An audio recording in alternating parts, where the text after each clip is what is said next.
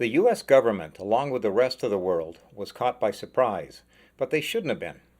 Models of pandemic scenarios have been available for years, and these models estimated that there would be a gambling-style loss of a few $100 billion per year from a potential pandemic, and that's just in the U.S. That estimated yearly loss was calculated by taking the $5 trillion loss and dividing it by 20, because there was a known chance of about 1 in 20 per year of a pandemic. But the U.S. hasn't even budgeted anywhere near 1% of that estimated loss in order to avoid the loss. If they had only budgeted 10% of the estimated yearly loss for just a few years, we wouldn't be locked down and printing, borrowing, or just plain losing trillions of dollars now. If the government had used simple risk analysis, then at a total cost of perhaps $100 billion, which would have been spread out over a few years, we could have avoided this and future pandemics. And there'd be other health benefits, such as a significant reduction in antibiotic-resistant deaths. I'll discuss how to fix this mathematical stupidity, and I'll give another example of a potential disaster with even more dire expected losses, which the U.S. government is ignoring, even though it would be cheap to fix. I have no idea why no one is talking about this subject, but the government needs a new department that has the sole function of modeling potential disasters and figuring out how to minimize loss. And Congress must act on the information from this new department, or the U.S. will get caught with its pants down over and over, spending way more than is necessary and losing way too many people. There's a global pandemic, and it's been going on for decades. A pandemic of stupidity by our government leaders who've been stumbling around like zombies, not able to see past their noses. They don't seem to understand what the most essential function of government is, and they especially don't understand something called math. Specifically, I'm talking about a parameter called expected value. As a result of the ignorance of these idiots, we're in this current crisis. Let me explain. If you repeatedly bet $10 on the roulette wheel, sometimes you'll win and sometimes you'll lose. But in the long run, you'll average about 25 cents loss per spin of the wheel. That 25 cents per spin is the expected value of your loss. Now, the current pandemic will cost the U.S. at least $5 trillion.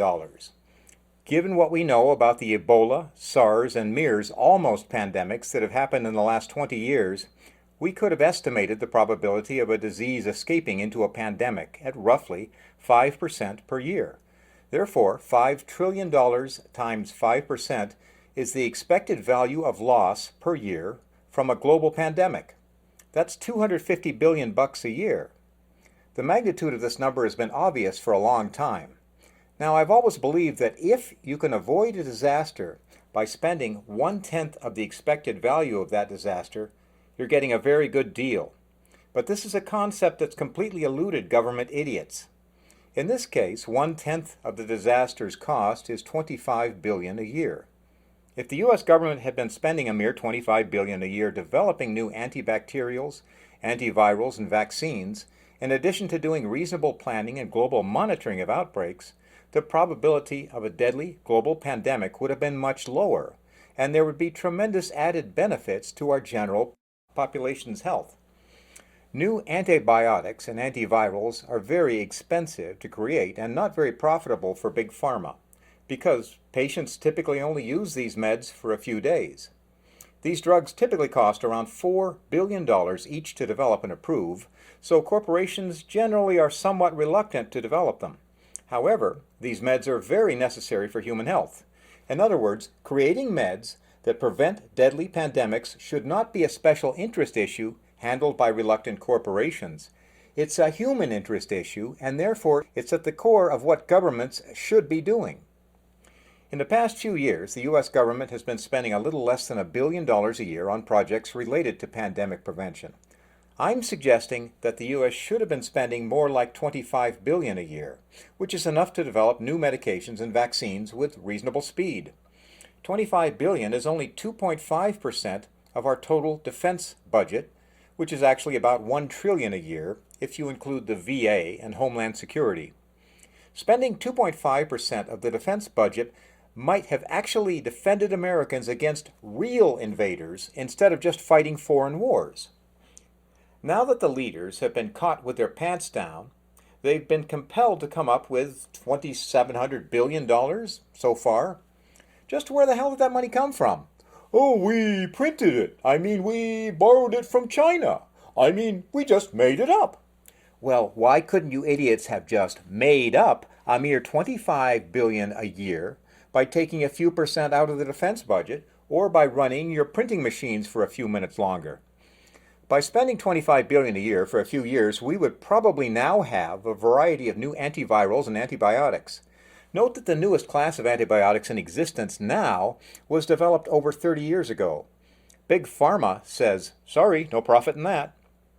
New antibiotics could, for example, prevent MRSA infections from killing 20,000 a year in the U.S. As a bonus, the higher spending might also have produced universal vaccines, both for influenza and for beta coronaviruses, which include the SARS-1, MERS, and the present virus. After the first SARS and MERS outbreaks ended, a coronavirus vaccine program was dropped by both the U.S. and China because, gosh, that'll never become a pandemic. Why waste money? If the U.S. doesn't increase funding, another pandemic is likely sometime in the future. Maybe that one will have no symptoms for a week and then end up killing 50% of the infected. And I'm not just Monday morning quarterbacking here either. There are other very dangerous disaster scenarios that have been obvious for years but are still being ignored. For example, there's another somewhat less likely disaster for which former CIA Director R. James Woolsey has testified to Congress that as many as 90% of Americans could die. But the U.S. government is essentially ignoring it. This disaster is the accidental or deliberate severe damage to the fragile U.S. electric power grid, specifically an event that fries most of the giant transformers of the high-voltage interstate grid. Read Ted Koppel's latest book, Lights Out. The probability of this disaster from a very strong solar event or cyber terrorism is roughly 2% per year. If it happens, there will be a loss of around $20 trillion and loss of a large percentage of the U.S. population. The expected loss from this disaster is around $400 billion a year. The giant transformers are cheap, costing only about $10 million each. If we had about 100 of them in the national stockpile, that 100 would cost only $1 billion as a one-time expenditure. And if we allocate another one-time sum of about $1 billion for planning and deployment readiness, it would allow rapid recovery from a widespread electric grid failure. Without a transformer stockpile, replacement transformers take about 12 months to build. 12 months of essentially no power in the U.S. would kill a lot more people than you might think. Although some electric companies are starting to act on this, guess whether the U.S. is actually stockpiling these transformers. If this disaster occurs and drags on for a year, then starvation, disease, lack of health care, etc. might kill around half the population. When asked what to do about the 150 million dead Americans, what's the government going to say? Oh, we'll just print more. I mean, we'll borrow them from China. I mean, we'll make them up. Let's get real. Disasters occasionally do really happen. The U.S. needs a department that is specifically dedicated to analyzing potential disasters and estimating the yearly loss from each of them, along with recommending what actions would be required to prevent them. The disasters that have big expected losses in lives or dollars can't be ignored and require appropriate action. If your elected officials ignore potential disasters, kick the worthless bastards out and elect smarter people.